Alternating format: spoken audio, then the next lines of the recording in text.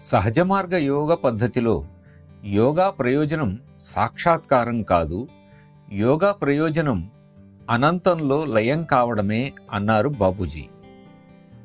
మన నిర్మలీకరణ ద్వారా మనలోని వ్యక్తిత్వాలన్నిటినీ ఒకదాని తర్వాత ఒకటి తీసివేయగా ఏదైతే మిగులుతుందో అదే లయావస్థ.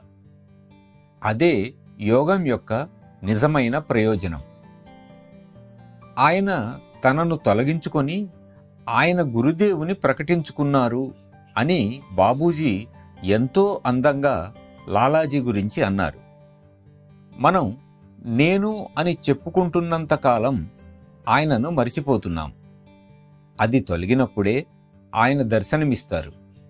అదే వ్యక్తిత్వ ప్రకటనమనే యోగ ప్రక్రియ చరమాంకంలోని చివరి ఘట్టం.